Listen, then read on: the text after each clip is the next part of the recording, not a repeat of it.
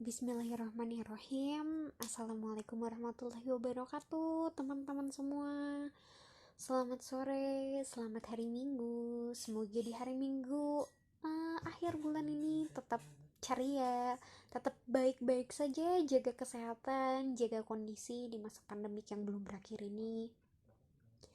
Dan teman-teman, alhamdulillah di kesempatan kali ini bidang 2 diberi kesempatan nih untuk melakukan sesi wawancara bersama dosen kita yang sangat inspiratif, dosen muda yang prestasinya segudang, yang terus berkarya membangun mahasiswa-mahasiswa di Unpas agar bisa menjadi mahasiswa yang inovatif, berprestasi dan juga mandiri.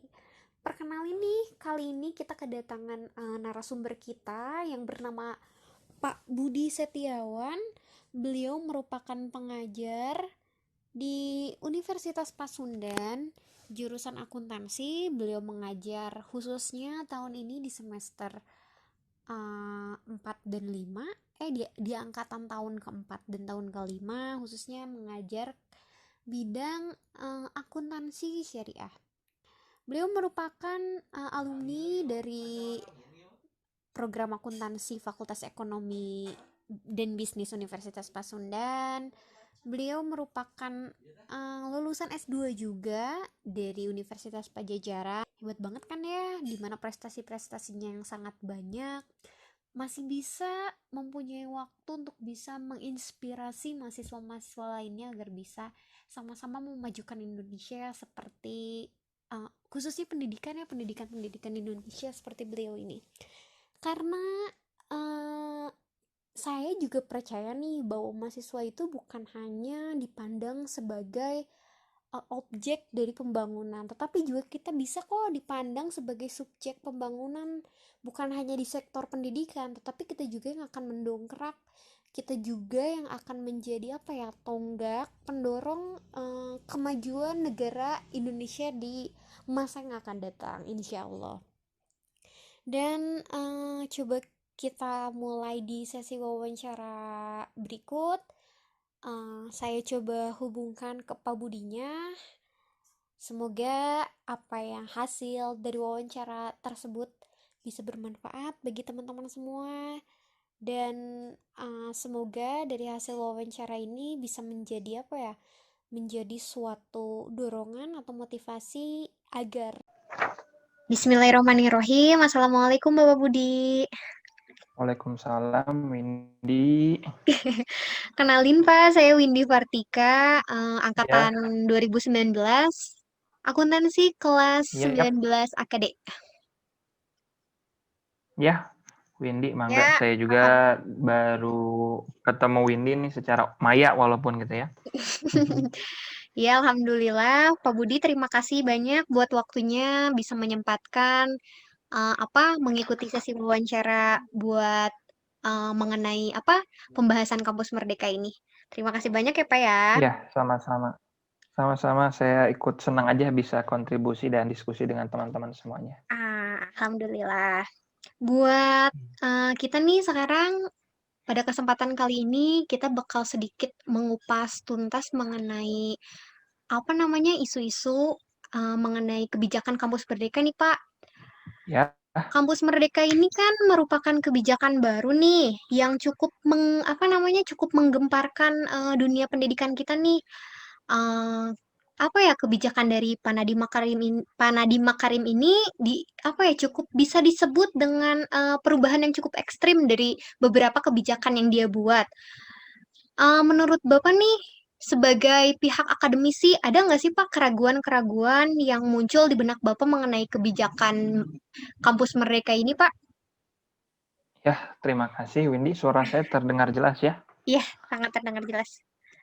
Iya, terima kasih sebelumnya. Menarik tentunya ketika kita berbicara mengenai Kampus Merdeka ini. Sebenarnya kalau ditelusuri ke belakang, nama kurikulum ke depannya tuh kalau disingkat tuh jadi MBKM. MBKM. MBKM. Apa itu MBKM? Betul. Jadi kurikulumnya tuh Merdeka Belajar, Kampus Merdeka gitu. Oke. Jadi Berarti kurang lebih gambarannya seperti itu. Di mana yang terakhir-terakhir tuh kurang lebih kurikulumnya berbicara mengenai Kampus Merdeka yang baru-baru dirilis tuh. Cuman yang ingin saya garis bawahi di sini biar tidak terlalu luas pembahasannya adalah yang menjadi core-nya adalah bagaimana sih di sisi mahasiswanya. Tentunya kalau ngelihat kebijakan yang dikeluarkan oleh Mas Menteri gitu ya bilangnya tuh, sebenarnya bisa dikatakan cukup menarik gitu ya, kalau dari perspektif saya pribadi. Dimana kenapa menariknya? Karena di sini ada kebebasan dari seorang mahasiswa dalam menjalani studinya, kebebasan dari segi belajar gitu. Artinya contoh sederhana, mereka tidak harus selalu belajar di kampus, tapi bisa juga mereka belajar di luar kampus. Seperti misalkan magang, ataupun riset, ataupun belajar di prodi lain. Itu yang segi menariknya. Artinya kalau saya sempat singgung, saya sempat dapat info bahwasanya mudah-mudahan nggak ada lagi nih yang bahasanya tuh salah jurusan, Iya, salah betul. pilih program studi gitu. Mudah-mudahan dengan ada kebebasan ini nanti ada sisi di mana mahasiswa ini bisa menyalurkan minatnya di 3 semester terakhir. Itu pandangan saya di awal. Walaupun mungkin nanti ada challenge-nya seperti apa, mungkin kita bahas lebih lanjut nanti. Oke, Demikian, Windy. terima kasih Bapak atas penjelasannya sangat menarik. Kalau tadi Pak Budi nih sedikit menyinggung mengenai apa nggak ada lagi mahasiswa yang merasa bahwa dia salah jurusan. Betul Pak? Nah, kalau saya Yap. nih sebagai mahasiswa yang benar-benar belum apa ya, mahasiswa baru nih yang belum benar-benar paham mengenai kebijakan dari kampus Merdeka tersebut, apakah pada pengimplementasiannya mahasiswa baru ini akan apa ya, semua dipandang rata, tidak akan ada dia tidak akan bisa memilih jurusan atau gimana Pak?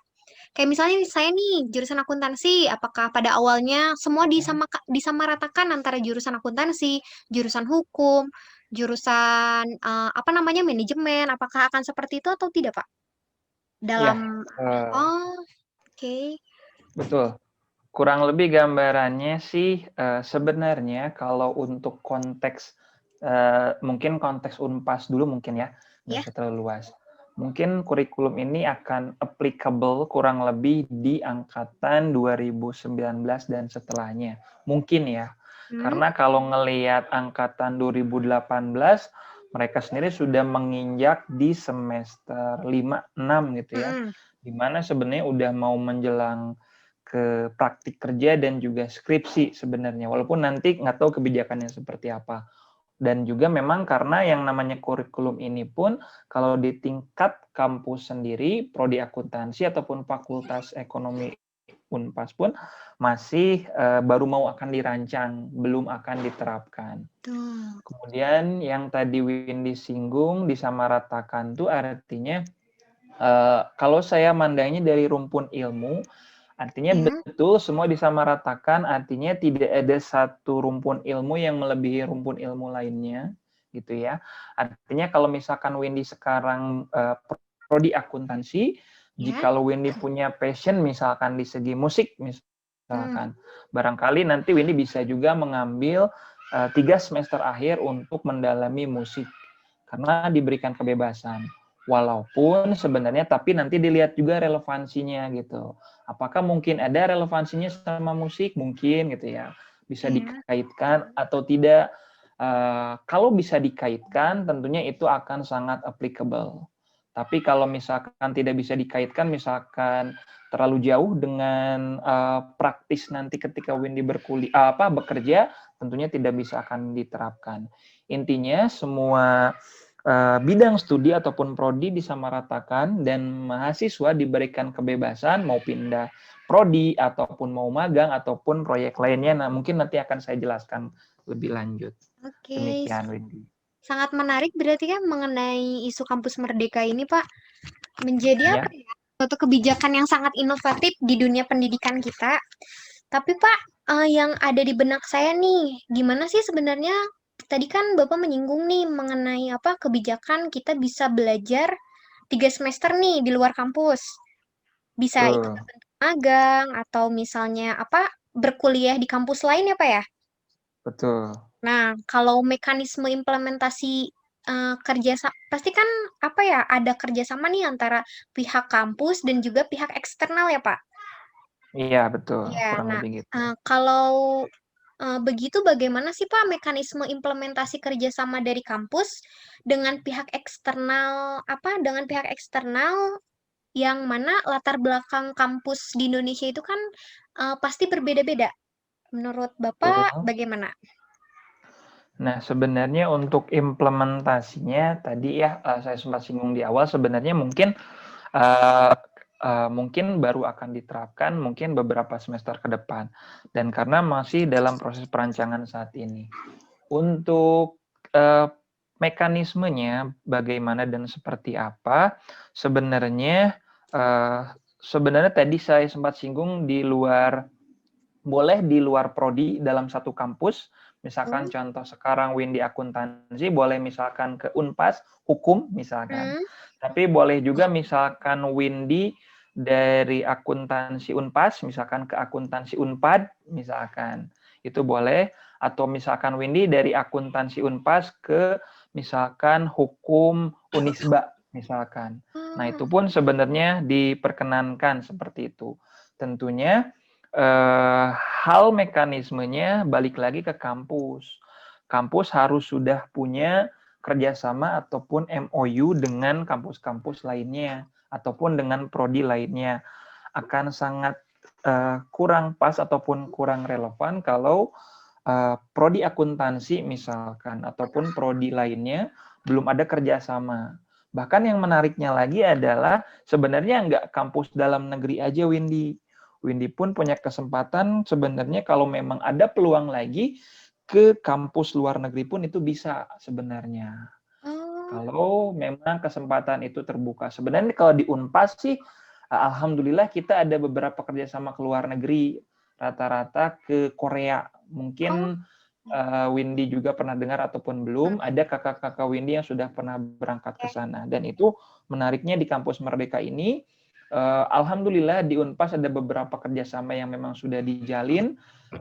Kalau sudah dijalin tentunya akan jauh lebih baik, tapi kalau misalkan belum ada kerjasama tentunya itu jadi salah satu permasalahan yang mungkin timbul. Begitu Windy.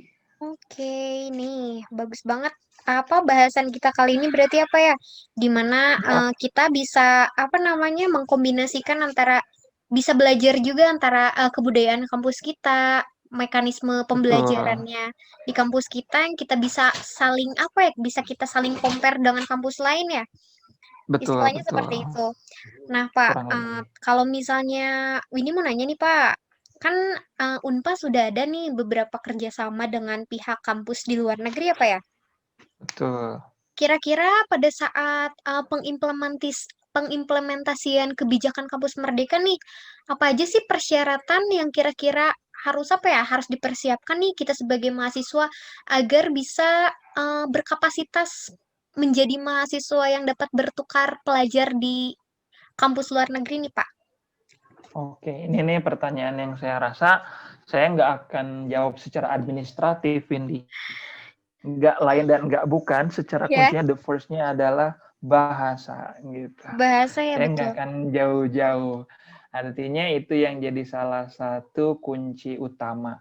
Ini yang juga tentu ingin saya dorong gitu ya, encourage ke teman-teman Hmm? akuntansi dulu lah, nggak usah jauh-jauh.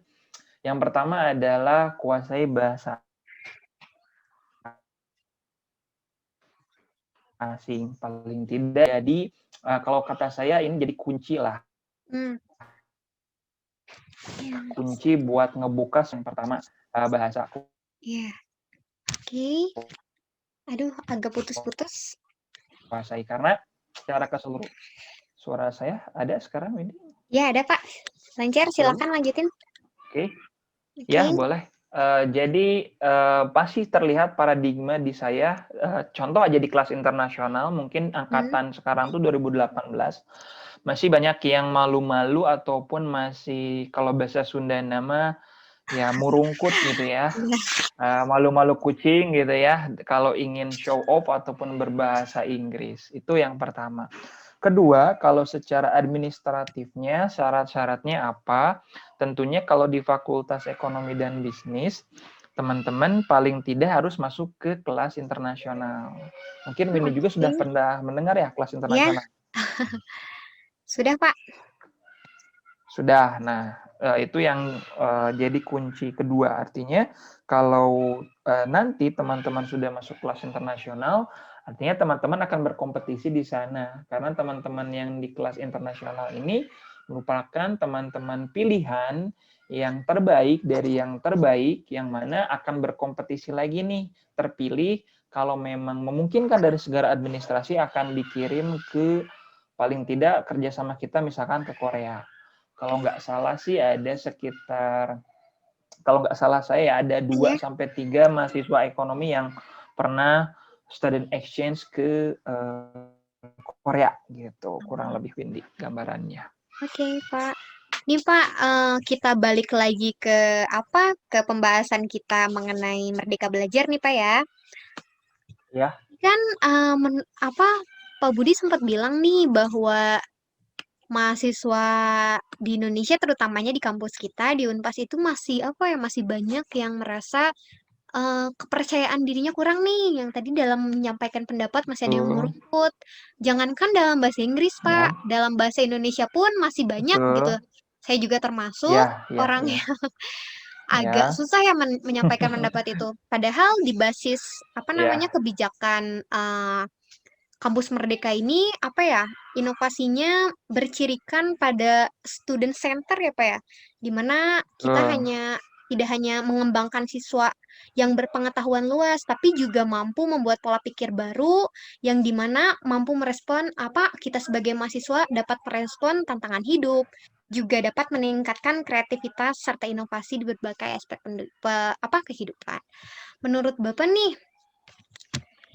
dari kebijakan kampus Merdeka ini ada nggak sih Pak kekhawatiran dari segi Bapak nih sebagai dosen, sebagai apa akademisi, ada nggak sih Pak kekhawatiran atau keraguan-raguan atas kebijakan ini yang kurang apa ya, yang kurang berkenan gitu di hati, ada nggak Pak kira-kira? Kalau saya sih mungkin lebih spesifikkan aja Windy tentang kebijakan ini. Tadi sempat saya singgung di awal bahwasanya sebenarnya kalau saya sih sebenarnya menarik-menarik aja gitu ya, mendukung-mendukung Oke. aja. Mungkin Windy Hmm. sempat dengar kutipan Pak Nadim, Mas Nadim gitu ya, bahasanya seperti ini. Kalau sekarang mahasiswa tuh dilatihnya tuh berenang di kolam dengan satu gaya. Maksudnya apa? Artinya di kampus ya, Oke. dan prodinya satu akuntansi sampai akhir. Hmm. Tapi tuntutan ke depannya tuh adalah harusnya tuh berenang tuh di samudra ataupun di lautan, dan tuntutannya pun harus dengan banyak gaya gitu. Betul. Nah, ini yang maksudnya seperti banyak gaya itu artinya dengan banyak ilmu pengetahuan, dan juga tentunya bisa maksudnya para pramugari lautan ini adalah dunia sebenarnya gitu.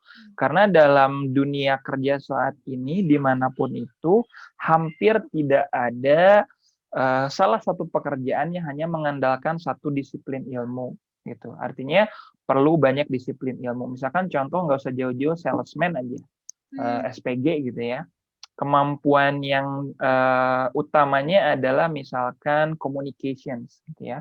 Oke. Communication skills-nya gimana, kemudian cara meyakinkan customer biar beli seperti apa. Tapi kalau misalkan dia punya ilmu, misalkan taruhlah psikologi, misalkan nggak hanya ilmu komunikasinya, Ya. mungkin dia tahu kapan di mana yang namanya customer ini mood-nya lagi bagus, ataupun dia tahu kapan timingnya ngejual produk ini dan gestur tubuhnya seperti apa. Itu salah satu contoh di mana saat ini sebenarnya hampir tidak ada pekerjaan apapun yang hanya mengandalkan satu disiplin ilmu. Seperti itu parafrasenya. Artinya kalau saya pribadi dari perspektif saya, tentunya sangat suka sih mendukung sebenarnya seperti kebijakan ini yang digagas oleh Menteri Mas Nadiem gitu ya. Hanya saja mungkin perlu banyak kerjasama dari pihak lain. Saya kalau garis bawahi ya boleh sambil di notes nih.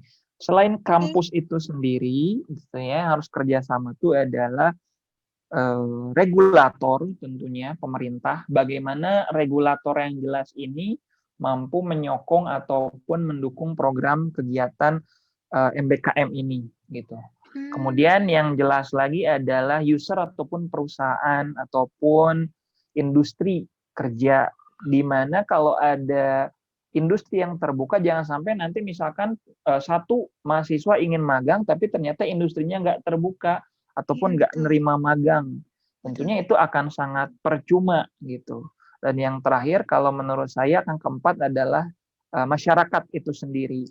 Contoh terdekat misalkan orang tua lah misalkan. Artinya kalau misalkan orang tuanya yang ngedukung, support anaknya untuk belajar banyak hal tentunya akan sangat menarik gitu. Jangan sampai orang tuanya misalkan udahlah anak saya di sini aja cukup, atau misalkan nggak usah banyak-banyak belajar nanti pusing misalkan. Ada paradigma seperti itu. Artinya masyarakat luas juga misalkan contoh di pedesaan juga ikut mendukung harus ada mahasiswa turun ke pedesaan misalkan. Nah itu para stakeholders yang sempat saya singgung itu saya rasa dari perspektif saya harus bersinergi mendukung program Kampus Merdeka ini, Windy. Kurang lebih gambarannya demikian. Oke, terima kasih Pak penjelasannya sangat-sangat menginspirasi dengan apa ya? Dengan banyaknya perumpamaan-perumpamaan yang ringan. Jadi lebih apa ya? Mencernanya juga lebih enak deh kayaknya ini. Ya, betul. Pak. Karena ya saya juga dengar-dengar ceramah Mas Dadim juga, nggak Oh semua iya. dari saya gitu. Terima kasih. Nih Pak, kalau dari segi mahasiswa nih ya, dari yang hasil rapat Windy kemarin nih dengan teman-teman, kita sedikit menyinggung mengenai permasalahan kampus Merdeka ini. Nah, yang ada apa ya? Maksudnya bukan keraguan-raguan, mungkin ada ketakutan-ketakutan yang ada di benak teman-teman sebagai mahasiswa ini, apalagi kita sebagai kampus swasta ini, adalah Ya, permasalahan di biaya pendidikannya nih Pak. Kira-kira betul. kalau dari segi kebijakan kampus Merdeka ini bakal ada ini nggak Pak? Bakal ada perbedaan, apalagi kan kita bisa belajar di luar ya, yang kita nggak tahu nih Betul, mekanisme antara kampus kita pembayarannya seperti apa dengan kampus betul, lain akan seperti apa. Nah, itu bagaimana Pak dari betul. masalah biaya? Nah, sebenarnya kalau bicara biaya agak sedikit sensitif mungkin ya, Windy. Iya, Pak. Karena sebenarnya saya bukan struktural di kampus gitu ya. Jadi mudah-mudahan saya nggak salah ngomong gitu ya. Dan kapasitas saya nggak akan terlalu jauh. Tapi yang pasti kalau dari misalkan dalam satu lingkungan Unpas aja misalkan. Dari prodi akuntansi ke prodi komunikasi, dari prodi manajemen ke Nah, prodi hukum misalkan. Mudah-mudahan sih tidak ada beban biaya yang dibebankan, mudah-mudahan ya. Itu pertama. Ataupun misalkan ke sesama di Bandung, ke UPI, ke Unpad, ataupun ke Unisba, mudah-mudahan tidak ada yang signifikan selama tadi kerjasama antar kampus ini jelas ada MOU-nya oh dan iya. memang kurikulum antara kedua prodi ini bisa di-match-kan. Itu pertama, mudah-mudahan sih tidak ada biaya. Kalaupun ada biaya nanti tentunya saya belum tahu gitu ya biaya yang harus keluar. Tapi kalau yang keluar negeri tentunya sejauh ini yang sudah berjalan sebenarnya cost sharing gitu, berbagi biaya. Hmm, Artinya fakultas ikut kontribusi kalau bahasa Sunda nama masihan bekal gitu ya ya. kepada si mahasiswa yang akan student exchange ini Hmm, dan juga kontribusi dari mahasiswanya itu pun harus mengeluarkan biaya sendiri. Karena gini Windy, kalau saya parafrasekan lagi, saya khawatir salah soalnya ini ya, iya. karena sensitif masalah biaya. Kebetulan saya juga salah satu orang yang beruntung sempat mendapatkan kesempatan double degree ke luar negeri. Saat itu Nih, saya keren ke banget. Perancis dan dapat kuliah double degree master. Master saya di Unpad, Kemudian saya dapat kesempatan master juga di Perancis selama kurang lebih 6-7 bulan. Seperti itu. Nah, kembali ke masalah singgung biayanya, sebenarnya saat itu beasiswa saya semua ongoing. Artinya beasiswa Unpad ongoing tuh saya nggak dapat beasiswa dari awal. Oh Artinya saya ya, dapat oke. beasiswa tuh di tengah-tengah Hmm. gitu. Dapat beasiswa tuh di tengah-tengah. Artinya tengah-tengah tuh di semester 3 tuh saya baru dapat kesempatan uang beasiswa. Pun ketika keluar negeri ke Prancis pun itu memodal sendiri dulu. Oh iya. Karena baru turun uang yang beasiswa Prancis itu ketika saya kurang lebih 1 bulan di sana Hmm. gitu. Jadi tetap harus ada kontribusi uang yang dikeluarkan. Walaupun pada akhirnya eventually semua turun dan saya akhirnya ada lebih lah dikit yang buat ditabung gitu. Yang ingin saya garis bawahi di sini adalah Ya. setidaknya jika ingin maju gitu ya harus ada sedikit kontribusi yang dikeluarkan, Tuh. baik itu moral ataupun material. Mudah-mudahan sih teman-teman ini masih berada dalam dukungan keluarga ya, mudah-mudahan ya, walaupun nanti Amin. nggak tahu ya, mungkin ada beberapa yang Ya. dalam tanda kutip kurang dukungan tentunya, tapi yang ingin saya garis bawahi adalah untuk mencapai suatu hal yang lebih jauh lagi paling tidak harus ada kontribusi yang dikeluarkan maupun moral ataupun material, karena saya percaya pada akhirnya gitu ya Allah akan ngasih jalan yang sebenarnya menurutnya itu baik dan bisa dilakukan oleh hambanya. Kurang lebih gitu, Windy. Aduh, subhanallah sekali Bapak pembahasannya. Ya, semoga ya Amin. memang karena di saat ada kemauan pasti di sana ada jalan ya, Pak. Ya, betul. Kurang lebih. Iya, Pasti. nah, Pak, kalau buat kebijakan kampus Merdeka ini kan ada 4 kebijakan ya yang dicetuskan oleh Pak Ya, Nadiem Makarim nih. Ya, tadi iya. salah satunya kita udah bahas mengenai kebebasan untuk belajar 3 semester di luar prodi kita.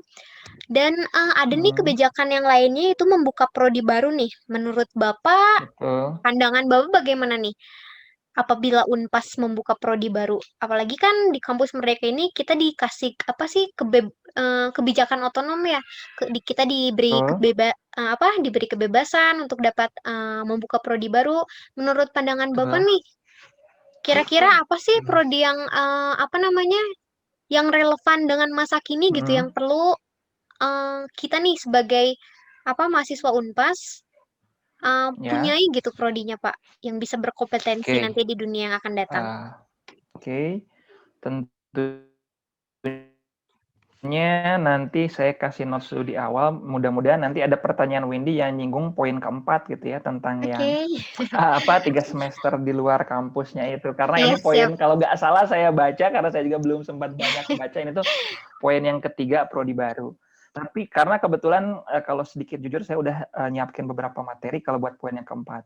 Tapi kalau poin ketiga ini saya sebenarnya ada juga apa yang ingin saya sampaikan. Kalau prodi baru tentunya mungkin saya nggak akan keluar konteks jauh dulu, karena Oke. di Unpas sendiri Fakultas Ekonomi dan Bisnis saat ini sebenarnya akan membuka prodi ekonomi syariah seperti itu. Oke. Karena itu berdasarkan permintaan masyarakat, bahwa kan kalau ngelihat Unpas tuh kan ada slogannya 3 ya. Hmm, Jembar Budayana, Luhung Elmuna, sama Pengkuh Agamana gitu ya. betul. Jadi Pengkuh Agamana ini tuh dari Fakultas Ekonomi dan Bisnis tuh tidak hanya ingin yang muatan-muatan dalam mata kuliah aja gitu ya, Islam disiplin ilmu atau pendidikan agama Islam gitu Hmm, ya. Tapi Fakultas Ekonomi dan Bisnis ini ingin menjawab pertanyaan masyarakat atau permintaan masyarakat dengan membuka prodi ekonomi syariah. Kalau saya lihat basis ekonomi syariah, nanti akan saya singgung juga mungkin lebih dalam.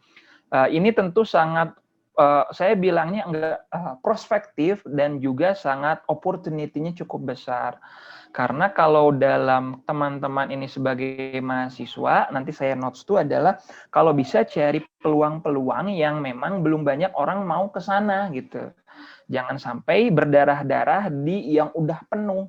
Contoh, iya. pasti kalau nanya anak akuntansi mau kemana sih? Misalkan jadi KAP deh, atau misalkan kerja di akuntansi perusahaan. Nah, itu udah pertanyaan-pertanyaan jawaban yang udah nggak asing gitu. Iya, betul. Masih kehitung jari yang pengen bilang, Pak, saya ingin jadi praktisi ekonomi syariah. Pak, saya ingin jadi auditor syariah. Itu sedikit. Nah, itu kalau kata saya peluang yang cukup besar karena Indonesia saat ini ditargetkan ingin jadi salah satu negara yang parameter ekonomi syariah dunia. Karena dengan contoh masyarakat muslim yang terbesar, kemudian industri-industri perbankan, industri halal yang cukup besar, harapannya Indonesia sih ingin jadi kiblatnya perekonomian syariah. Karena sebenarnya saat ini kalau dibandingkan negara tetangga, contoh aja ke Malaysia atau misalkan ke Qatar, tentunya mereka sudah jauh lebih awal. Tapi Indonesia punya peluang dari segi luasnya wilayah ataupun banyaknya turis-turis asing ingin masuk ke sini. Dan yang ingin saya note juga, Windy, Iya, gimana, Pak? ternyata kalau syariah, kalau saya tanya ke Windy, syariah kan identiknya katanya Muslim, Islam Iya, gitu ya. betul. Tapi ternyata pusat ekonomi syariah dunia tuh kiblatnya adalah ke Eropa. Barangkali Windy tahu kira-kira kemana? Ke Eropa ya? Bahkan aja deh. Yunani? Kira-kira Eropa atau kemana? Ternyata bukan ke arah sana. Ya dikit-dikit geser mungkin ya. Ternyata adalah ke Inggris. Ternyata Oh iya? kiblatnya. Karena Kenapa, Pak? ternyata Inggris itu sudah mulai mengimplementasikan di beberapa sektor industri perbankan, asuransi itu sudah basisnya adalah syariah. Dan juga Luxembourg. Pernah dengar negara Luxembourg mungkin? Iya, Windy? pernah. Nah, itu negara kecil dengan GDP terbesar, salah satunya di dunia, tapi nggak terekspos terlalu jauh. Tapi ternyata mereka pun menerapkan beberapa industrinya adalah dengan berdasarkan prinsip-prinsip syariah. Itu sih prodi yang mungkin saya rasa selain yang sifatnya digital ya, karena kalau saya yang bahas yang digital itu saya rasa udah pasti banyak yang akan ngebahas ini digital. Tentu nanti kita bisa bahas lagi selanjutnya. Betul, Gitu. betul. Wah, menarik ya, Pak ya. Tapi aku agak penasaran nih, Pak. Tadi kata Bapak bahwa apa negara Inggris ya tadi ya, ini jadiin Ya, kiblat untuk ekonomi syariah. betul, betul. Nah, kenapa patokannya negara Inggris, Pak? Kenapa nggak negara yang lebih maju gitu, seperti Amerika? Oke, jadi kalau gambarannya Inggris sebenarnya saya juga belum terlalu mendalami secara jauh. Cuman yang menjadi salah satu tolak ukurnya tuh adalah semenjak nggak tahu sekarang masih nggak tahu nggak ya wali kotanya London tuh pernah beragama Muslim gitu, keturunan Pakistan atau mana gitu, saya lupa Oh lagi ya, namanya. Di situ di mana dia membuka keran semakin luas bahwasannya menurut mereka sistem bagi hasil gitu ya, nanti mungkin ketemu nih Windy di ekonomi syariah ataupun akuntan syariah, sistem bagi hasilnya jauh lebih adil, jauh lebih tidak mengeksploitasi dibandingkan sistem bunga gitu ya. iya Itu yang betul. pertama karena mereka terapkan. Sistem. Dan kedua, kenapa ke Inggris? Karena Inggris sudah settle secara ke infrastructure, secara people-nya, intinya semua stakeholders-nya pun sudah sangat mendukung kalau bisa diterapkan di sana. Karena di Inggris sendiri itu sudah bahkan prodi-prodinya pun kuliahnya pun banyak yang berbasiskan ekonomi dan accounting syariah di Inggris tuh sebenarnya tuh. Jadi ekosistemnya pun sudah memang dibangun di sana. Yang dari Malaysia, yang dari Indonesia, karena kan negara-negara Muslim nih banyak yang ternyata ingin kuliah syariah tuh adalah ke UK, ke Inggris. Ya. Kalau misalkan Wendy nyinggung-nyinggung Amerika, wah itu nggak usah ditanya, itu makan awal mulanya kapitalis dari sana. Gitu. Oke, terima kasih Bapak atas penjelasannya. Nih, Iya, semoga sama-sama. nanti pada saat diterapkannya kebijakan Kampus Merdeka nih di Unpas, semoga Unpas juga bisa membuka program studi ekonomi syariah ya Pak ya. Soalnya emang Amin. kalau dipikir-pikir emang cukup apa ya? Cukup emang apa ya tantangannya apa ya? Nggak terlalu banyak Betul. juga saingannya juga ya Pak ya kalau ekonomi syariah. Betul, betul. Emang Kalau sih saya kalau bilang sih itu masih belum banyak ya. Jadi hmm, saya notes buat teman-teman nanti pendengar tuh akuntansi khususnya coba deh cari peluang-peluang yang mana itu belum banyak gitu. Jadi sehingga ketika teman-teman masuk ke sana tuh nggak berdarah-darah gitu bahasanya, bahasa saya tuh. iya Jadi betul. benar-benar teman-teman tuh bisa jadi apa penggerak ataupun volunteer di sana. Nanti saya singgung deh apa sektor-sektor mana lagi mungkin yang belum terlalu ingin diramah oleh anak akuntansi Iya gitu betul. Windy.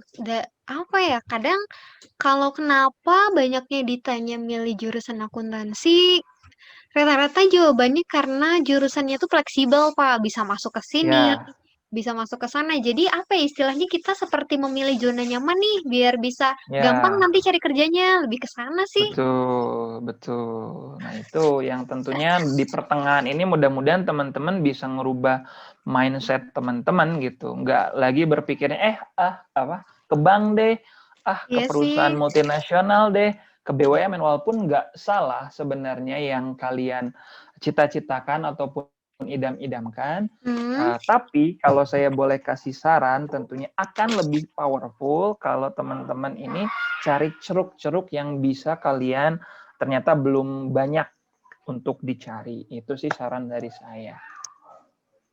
oke. Mungkin yang lebih dilihat dari apa ya, yang lebih bisa kita pahamin dari segi mahasiswa itu di kebijakan kampus Merdeka yang poin ini apa ya, yang poin apa pertukaran apa kebebasan belajar 3 semester itu mungkin apa ya? Ya, Soalnya betul. kalau dari yang segi apa akreditasi Mm-mm. kebebasan menjadi PTNBH itu mungkin lebih ke birokrasi Ya, ini apa ya? betul. Kampus. Nah, ini Betul. Pak, tapi kalau kita balik lagi ke kebijakan tadi yang nomor 4 mengenai Ya, apa? Kebebasan belajar di luar kampus, tapi kan Pak ya. ada beberapa permasalahan kayak kita mutu SDM kampus dan perusahaan yang berbeda-beda, terus dengan perekonomian yang berbeda-beda masing individu. Kalau menurut Bapak nih, permasalahan Ya. mengenai mutu SDM dan yang lain-lain itu gimana ya antisipasinya biar pada saat apa sih pada saat pelaksanaannya tuh dapat berjalan lancar gitu Pak. Nggak ada lagi hambatan-hambatan. Oke, terima kasih. Nah, ini yang harus saya kasih notes juga buat teman-teman mahasiswa sebenarnya semuanya. Khawatir teman-teman mahasiswa belum tahu nih. Sebenarnya yang belajar 3 semester di luar kampus itu kan bahasa depannya tuh hak ya, Iya, voluntary. Artinya boleh diambil, boleh enggak gitu. Teman-teman tahu nggak ini hal ini? iya oke. Aku udah Nah, itu coba baca. betul. Jadi boleh diambil, boleh enggak. Artinya kalau misalkan contoh Windy ingin full kuliah di akuntansi pun nggak masalah sebenarnya. Mm, Itu yang harus di notes buat teman-teman. Artinya sifatnya adalah voluntary gitu. Artinya ini boleh diambil, boleh pun enggak. Nah, saya langsung jelaskan ke arah ini aja nih yang belajar 3 semester di luar tuh apa saja challenge-challenge-nya ataupun apa yang mungkin bisa diambil. Nah, iya, Tapi kalau saya boleh Kak. propose ke teman-teman gitu ya, Mm, boleh kasih usulan ke teman-teman tuh, kalau ada kesempatan itu silahkan ambil, jangan sampai tidak. Kalau saran saya karena kapan lagi sih kita bisa bersifatnya tadi saya bilang ya bisa bersifat freedom gitu ya, bebas gitu ya di luar kampus. Nah, ini ada beberapa alternatifnya mungkin yang bisa diambil oleh teman-teman. Pertama adalah magang ya. ya. Magang di sini biasanya identiknya dengan perusahaan-perusahaan ya, identiknya gitu ya. Mm, Ataupun dengan instansi-instansi pemerintahan. Kedua adalah proyek di desa, artinya teman-teman turun ke desa, melakukan pengabdian. Kalau dari anak akuntansi sih artinya misalkan ngebantu penyuluhan misalkan di BUMDes ataupun di koperasi desa gimana sih ngelola uang yang baik misalkan. ya oke. Itu yang pertama. Yang kedua, yang ketiga adalah mengajar di sekolah. Nah, ini boleh ternyata diambil mengajar di sekolah ini dari akuntansi pun sebenarnya nggak salah sih, nggak harus PGSD aja saya rasa. Misalkan ngajarin anak-anak SD ataupun SMP tentang uang ataupun tentang akuntansi, nggak jadi masalah. Kalau misalkan teman-teman punya passion yang ngajar, barangkali ke depan jadi seorang pengajar, silakan. Keempat, ada student exchange yang tempat tadi disinggung di awal ya. Ini bisa ke prodi lain ataupun ke kampus lain ataupun ke kampus di luar negeri. Kemudian yang kelima adalah penelitian ataupun riset. Nah, ini nih yang ingin saya garis bawahi juga nih. Kalau di negara-negara maju ya, di bachelor degree ataupun di master degree itu banyak, apalagi udah jelas kalau di doktoral tuh riset tuh jadi pembelajaran yang diutamakan di kampus-kampus. Kalau di Indonesia sih riset tuh lebih ke arah tugas akhir deh ataupun skripsi deh gitu ya. Tapi kalau di negara-negara maju tuh riset tuh udah sejak kuliahnya itu benar-benar udah dilatih riset. Nah, ini teman-teman juga bisa melancarkan peluang-peluang riset karena banyak pendanaan-pendanaan untuk riset-riset juga. Jadi jangan sampai paradigmanya riset tuh di skripsi aja deh cukup. Nih kalau misalkan saya kasih jelas juga adalah saya juga sama teman-teman mahasiswa akuntansi salah satunya nih Mira nih. Iya. Ada komunitas kecil gitu Windy. Di Gimana, mana Pak? komunitas ini komunitas akademik di mana teman-teman ini sering penelitian-penelitian kecil dengan saya. Oh Nah, iya. tentunya itu bisa jadi poin tonggak awal gitu di penelitian. Boleh deh nanti kita ngobrol lagi sama Winnie, kayaknya cocok nih nanti di belakang layar ngobrol lagi. Iya, Pak. Kurang Kemudian apa? Kurang ke ya, expose nih kayak apa ya komunitas-komunitas kecil yang potensial kayak gini. Aku juga baru dengar, Pak. betul gitu. Iya sebenarnya itu belum belum lama sih saya juga menggagas sama kalau nggak salah tuh di himpunan tuh apa ya udah ada misioner tuh Aliza, ada yang sekarang 19 tuh ada beberapa Jayadi kalau nggak salah tuh Ajay ya gitu ya. Ya, oh Tuh ya. ada dengan saya tuh ikut-ikutan beberapa kompetisi gitu ya ataupun riset-riset kecil. Nah, itu bisa dikembangkan di kampus Merdeka juga.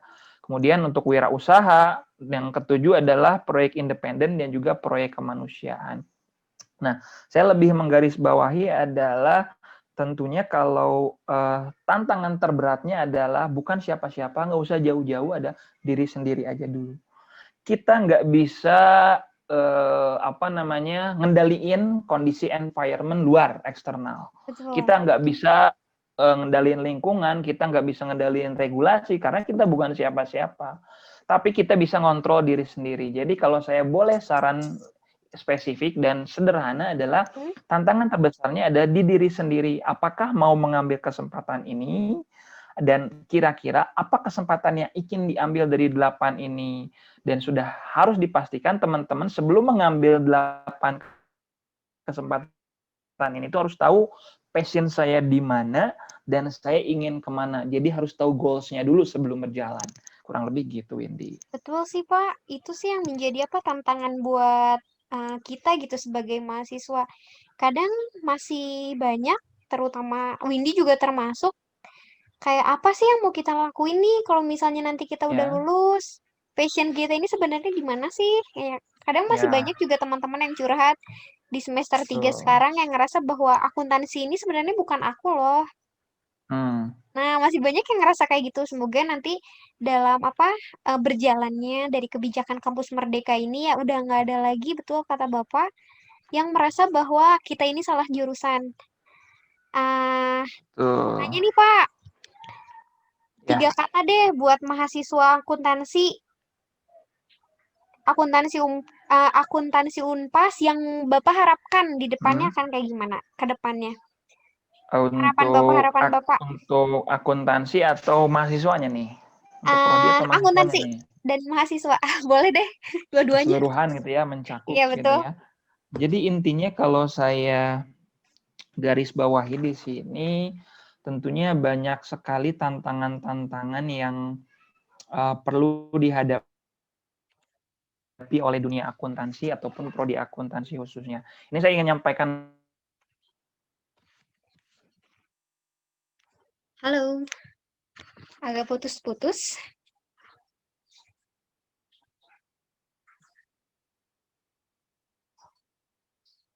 data fakta ternyata SBM pelang kayaknya. Gimana Pak? Halo? Halo? Suaranya ada, Windy? Ada? Suara saya? Ada. Tadi kurang stabil koneksi Windy ya. Pak. Oke, gimana? Iya, sama. Nah, jadi secara data fakta peluangnya di akuntansi itu ternyata dari prodi yang dipilih di SBMPTN, tahu mungkin ya SBMPTN ini ya. Nah, itu tuh mengalami penurunan minat dari tahun ke tahun ternyata. Mungkin karena satu dan lain hal, prodi akuntansi banyak paradigmanya akan tergantikan. Nah, betul. Gitu. Tapi ternyata kalau ngelihat data yang menggembirakan lagi di Amerika, salah satu kiblat bisnis ya, walaupun tadi ya sistemnya mungkin liberalis kapitalis, ternyata akuntansi itu diproyeksikan menaik tiap tahun, kebutuhannya adalah 4% kebutuhan akan seorang akuntan. Kenapa? Dasarnya karena yang namanya akuntansi ini akan dibutuhkan bagi, contoh pertama adalah bisnis. Bisnis itu semakin banyak, semakin kesini semakin berkembang, semakin tumbuh. Tapi di satu sisi sebagian dari mereka dituntut untuk mampu menyajikan laporan keuangan yang rapi dan menarik. Tentunya inilah kenapa akuntan masih dibutuhkan ke depannya. Walaupun nanti perannya yang agak bergeser gitu ya, nggak cuman misalkan bikin jurnal transaksi saja, tapi teman-teman nanti di sini perannya yang harus dipahami adalah jadi seorang analisnya ataupun yang merepresentasikan atas laporan keuangan tersebut.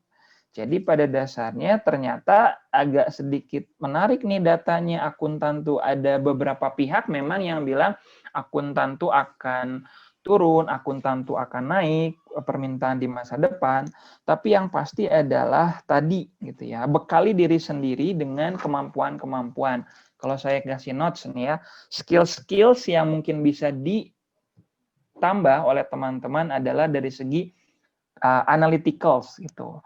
Dari segi analyticals. Analyticals di sini artinya teman-teman bersifat analis terhadap sebuah kasus, artinya responsif. Misalkan ada suatu masalah, teman-teman mampu menyelesaikan masalah tersebut dan memberikan solusinya.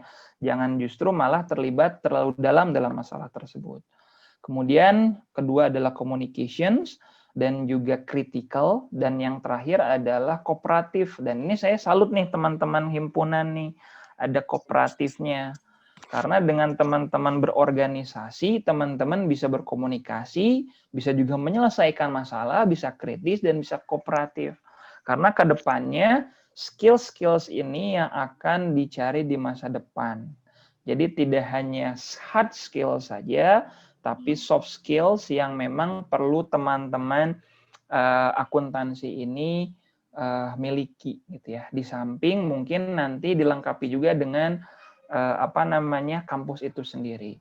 Tapi kalau saya gambar lagi, jangan sampai teman-teman hanya berpikir cukup deh kuliah di kampus, cukup deh belajar di kampus. Coba deh teman-teman cari skill-skill tambahan lain, pelatihan-pelatihan online. Kayak misalkan bahasa, atau misalkan coding, atau misalkan pelatihan public speaking, dan lain sebagainya. Itu yang tentunya akan menambah nilai teman-teman.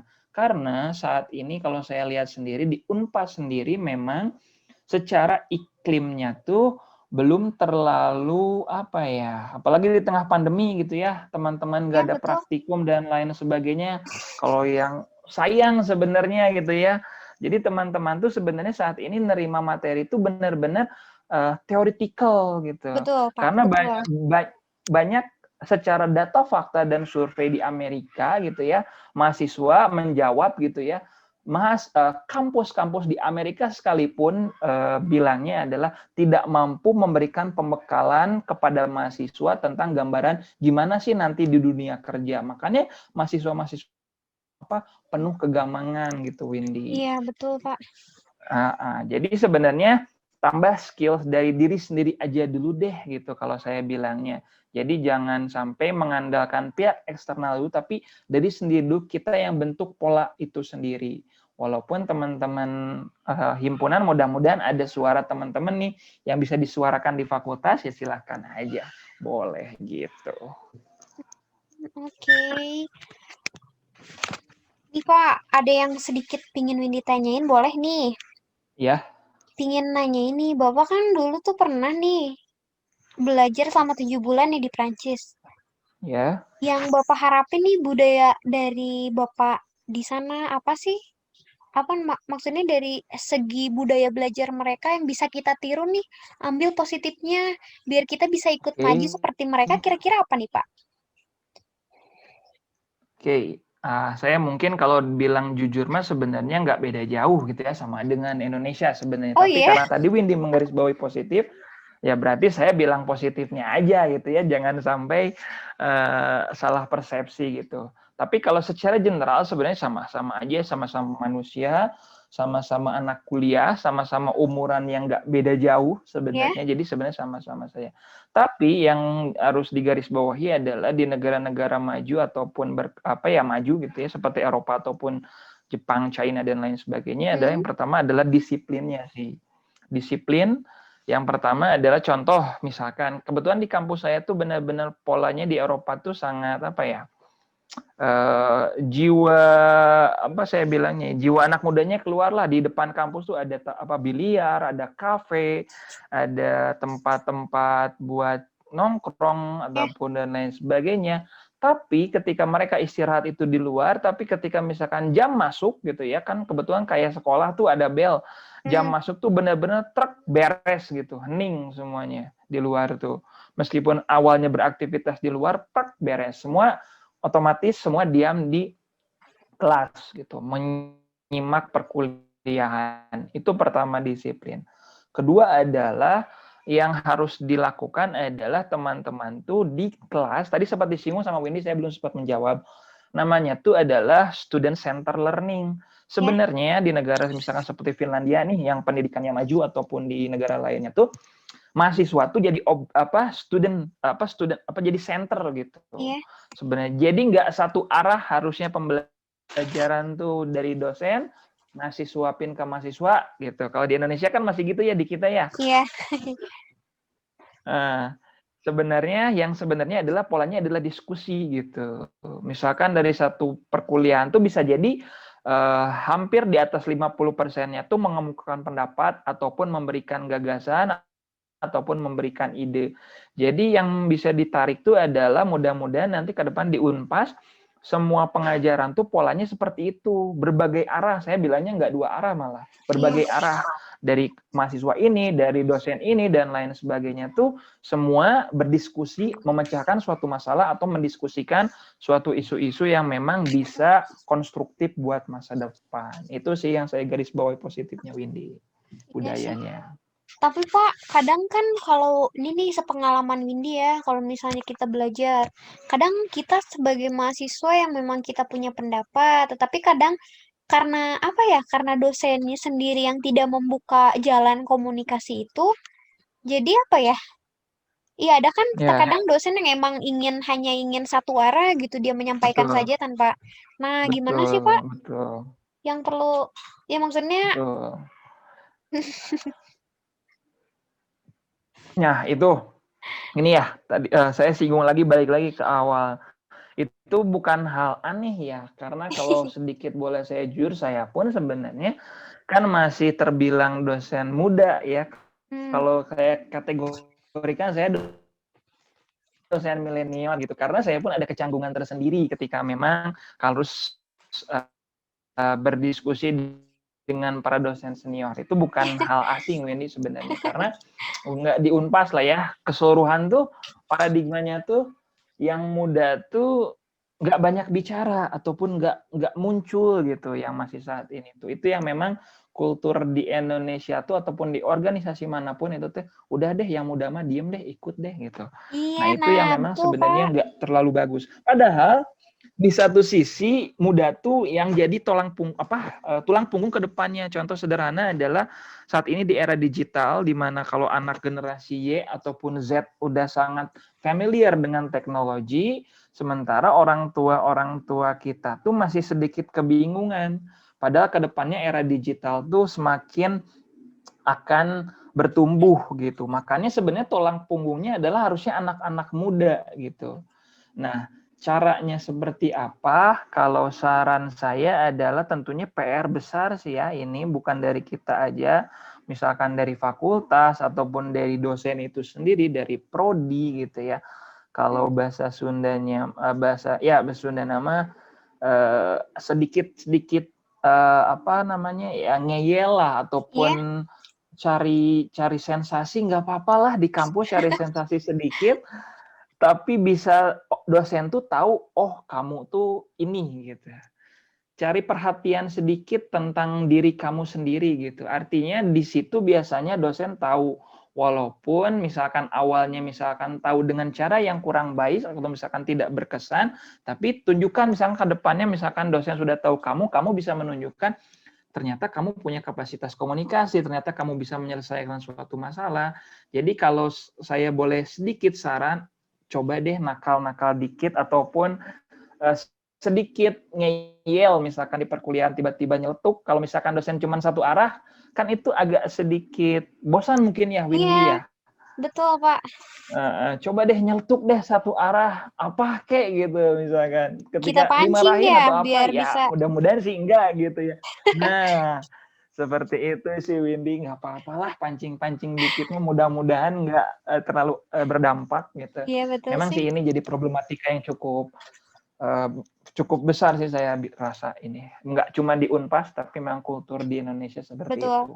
Kadang Hmm. dari kita juga gitu Pak ya, dari segi mahasiswa, bukan karena dosen aja nih, apa kita Iya, malu menyampaikan pendapat, tapi karena memang lingkungan yang terbentuknya juga betul. mindsetnya sudah terbentuk, ah apa sih nanya yang kayak gini nggak penting, nah kayak gini nih, Pak, permasalahan-permasalahan kayak gini yang ngebuat kita sebagai mahasiswa tuh ciut gitu sebelum apa ya, sebelum bertarung. Yang pertama karena takut Ya, diketawain atau betul. takut merasa bahwa apa yang kita tanyakan itu tidak bermutu, apalagi dalam menyampaikan pendapat, gitu tuh Pak. Emang apa ya perlu dipoles lagi, dikemasi lagi mengenai Iya. apa ya Nah, pemahaman itulah tentang memang kepercayaan diri apa ya. betul PR besar sih di sini. Tapi kalau saya boleh kutip satu yang artikel yang pernah saya baca tuh, dalam probabilitas gitu ya, ilmu dadu gitu ya, kemungkinan dadu mungkin tahu gitu ya Windy ya. Ya, Dalam ilmu statistika atau probabilitas ataupun kemungkinan tuh sebenarnya semua tuh sama rata. Misalkan satu lemparan dadu tuh kemungkinan besarnya tuh sama gitu ya, tidak ada yang lebih besar gitu ya. Kesempatannya tuh bisa aja keluar manapun itu. Nah, ini yang salah di mindset orang-orang kita tuh ataupun sebagian besar orang tuh takut salah, takut iya, gagal, takut nggak baik gitu. Coba deh dirubah mindsetnya. Gimana deh kalau takut berhasil? Gimana deh kalau takut bagus? ya, Gimana deh kalau takut dipuji gitu? Padahal kan sebenarnya itu kalau misalkan Windy belum mulai, itu kan probabilitasnya sama ya. Bisa iya gagal, bisa betul. berhasil. Betul nggak? Belum dicoba kan posisinya gitu. Nah, coba deh diubah mindsetnya, gimana deh kalau takut berhasil gitu. Nah, itu yang harus dirubah, jangan sampai berpikirnya takut gagal, karena belum terjadi dan probabilitasnya pun Hmm, masih 50-50. Coba deh 50-50 ini arahkannya ke yang positif gitu, Wendy. yes. Kalau boleh tahu Bapak ngajar di angkatan tahun berapa ya? Biasanya saya kalau sebelum-sebelumnya tuh mulai di semester 3. Tapi sekarang tuh struktur mata kuliah saya tuh berubah. Jadi saya tuh ngeborong di 4, 5 saja. Jadi cuma tengah-tengah aja Oh gitu iya, saya tuh matkul sekarang. apa Pak? Struktur mata kuliah saya. Seperti saya singgung tadi gitu ya, syariah saya tuh yang sekarang-sekarang tuh, dan juga saya tuh concern di bidang teknologi informasi di sistem-sistem informasi seperti itu untuk mata kuliah saya. Dan juga saya juga mengajar di kelas internasional sebetulnya. Dan ini yang menarik di kelas internasional karena memang kalau di kelas internasional kan kadang saya hampir 100% lah atau 80% lah saya berbahasa Inggris. Ya, Banyak mahasiswa yang agak sedikit malu-malu ataupun nggak mau muncul. Kalau pas offline sih enak, onsite langsung saya bisa iya betul. nembak gitu ya, diskusi langsung. Kalau online ini kalau anak-anaknya nyumput gimana juga nariknya susah gitu ya. Pada nggak kelihatan. Tapi itulah menariknya gitu tentang dunia kampus saat ini dan saya sudah saya jalani gitu, Windy. Oke, terima kasih banyak Bapak atas informasi dan berbagai pengalamannya yang telah dibagi di Iya, pembahasan mengenai Kampus Merdeka ini. Mungkin cukup sekian Bapak dari wawancara boleh. sesi kita hari ini. Semoga Ya, di lain kesempatan bisa lanjut wawancara ya Pak. boleh. Saya sebenarnya terbuka tentang hal-hal seperti ini, diskusi dan lain sebagainya. Saya senang aja sih gitu ngobrol-ngobrol. Bahkan saya punya cita-cita sendiri, malah pengen bikin podcast sendiri gitu ya, kayak Wah, YouTuber menarik tuh Pak. YouTube pun. Ya cita-cita awal lah. Nanti kita lihat deh apakah Iya, barangkali nanti Windy bagus tuh Pak.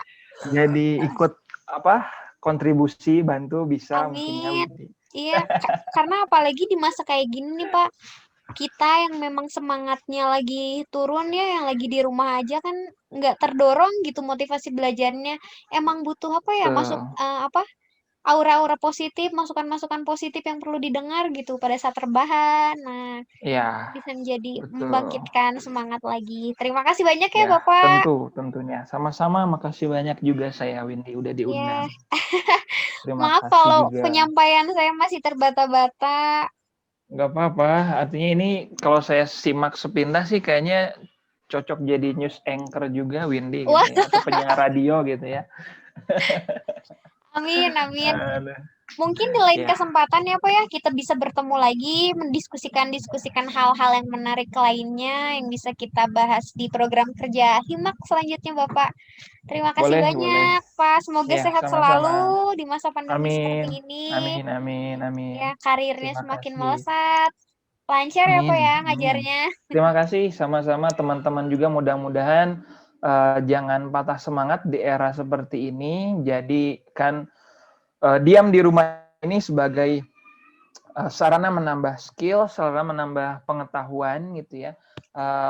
Jangan sampai waktu teman-teman terbuang percuma misalkan karena cowok misalkan main games, misalkan perempuan misalkan Bucin ya Pak. nonton Korea gitu dan lain sebagainya.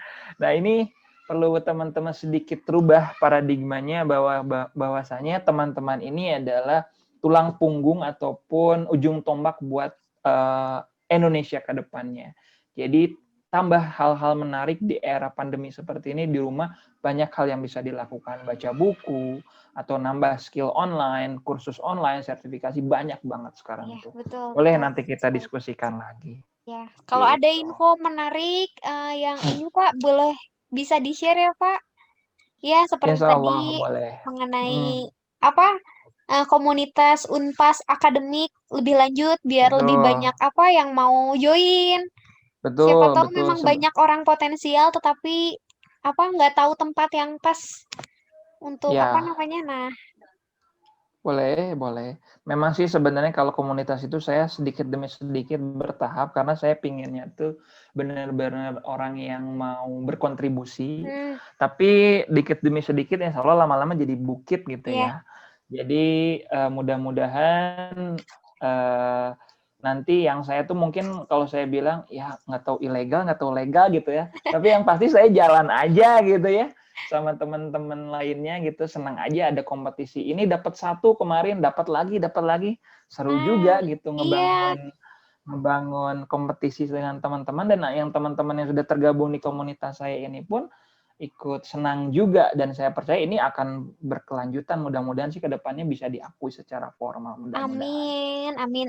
Terus satu lagi nih Pak, terakhir di penutupan, ya. mau tahu tadi Bapak menyinggung kan bahwa untuk student exchange itu yang benar-benar syarat utamanya itu adalah bahasa nih. Kira-kira ada nggak sih Pak, Bapak komunitas bahasa yang bisa mengembangkan keterampilan berbahasa gitu, mahasiswa-mahasiswa di Unpas. Soalnya Banyak ngerasa bahwa sekali. Gimana ya kalau di kampus lain gitu bener-bener ada kan eh istilahnya klub-klub kayak gitu ya ekstrakurikulernya. Nah, kalau di betul Unpas ada betul. nggak sih Pak?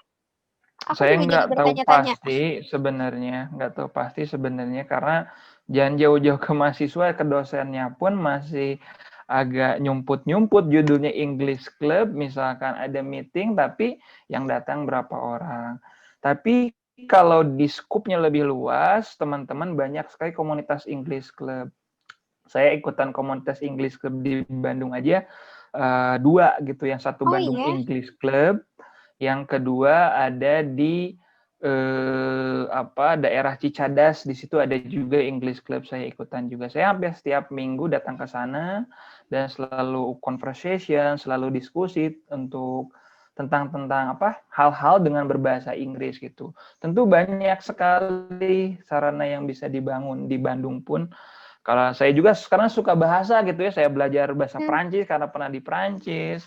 Saya juga belajar bahasa lainnya kayak bahasa Jepang dan lain sebagainya, karena saya memang suka bahasa gitu ya. Karena bagi saya dengan belajar bahasa-bahasa asing itu kunci kita buat membuka cakrawala dunia jauh lebih besar lagi. Tapi paling tidak yang paling penting adalah English gitu ya. English is everything. Jadi kalau kedepannya ada seseorang yang anak-anak muda apalagi nggak bisa berbahasa Inggris, itu agak sedikit left behind gitu ya, tertinggal. Jadi harus perlu gitu. Mungkin Windy tahu nih yang lagi booming sekarang tuh YouTuber tuh Vicky Naki, mungkin tahu barangkali tuh. Enggak tahu aku, Pak. Itu YouTuber anak 20 tahunan, mungkin nggak beda jauh. Sawi ini berapa tahun sekarang? Aku 20 tahun, Pak. Nah, itu dia udah jadi YouTuber, tapi dia karena menguasai banyak bahasa Rusia dan juga bahasa Inggris, jadi ngegombalin cewek-cewek secara online tuh bisa gitu. Dan dengan konten-konten kayak gitu tuh dia bisa booming, baru 1 bulan bisa subscribernya banyak. Tapi bukan itu yang jadi urgensi saya. Urgensi saya adalah dengan kita punya modal bahasa, enak dengan banyak pihak, dan dengan enaknya kita bisa jadi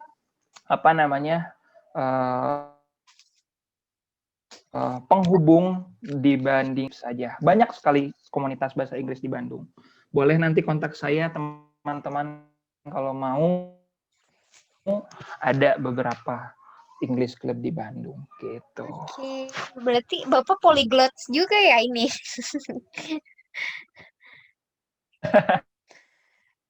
Nah, ternyata tahu juga polyglotnya tahu ini. Tahu, Pak. Aku kadang sering, nggak sering sih, kadang nontonin tentang TED Talks. Ada kebetulan episodenya waktu itu ngebahas tentang polyglot. Nah, jadi agak tahu sedikit sih. Ya. Loh, kalau TED Talks, karena saya bukannya language semua, recommendation-nya semua language aja ke saya semua. Langsung aja saya klik-klik semua gitu. Ya itulah, karena memang suka aja gitu ya tentang belajar banyak-banyak bahasa, ya sampai nurun ke anak saya pun saya ajarin beberapa bahasa. Dan ya alhamdulillah sih sejauh ini sih nggak nubruk gitu ya bahasanya, tapi mudah-mudahan nggak tahu sih ke depannya seperti apa gitu ya, karena ya,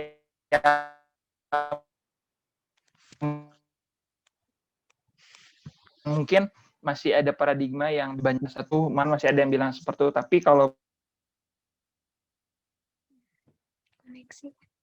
buat era komunikasi dengan banyak orang gitu.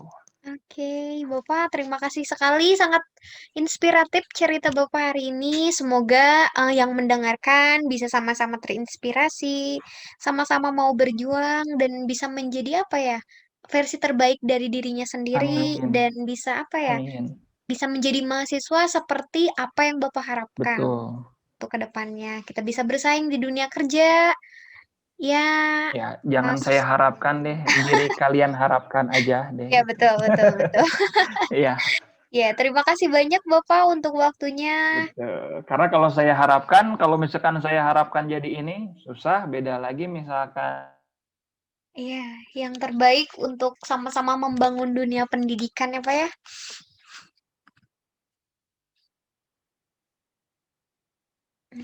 Nanti tuh.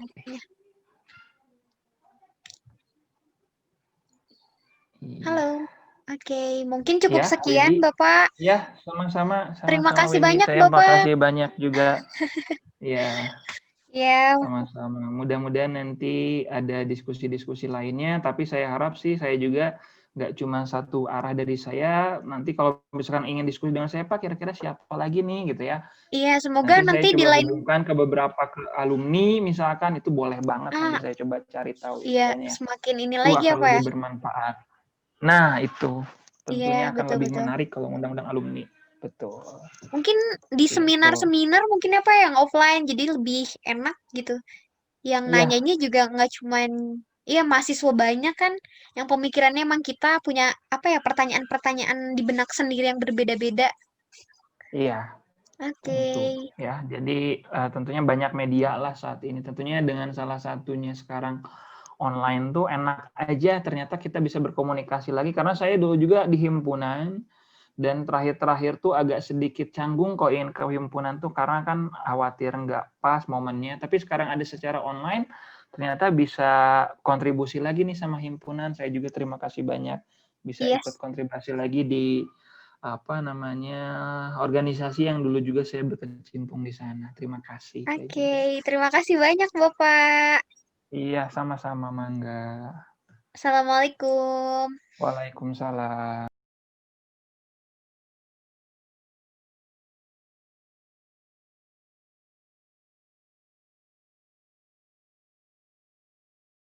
Mahasiswa Indonesia bisa terus berkarya.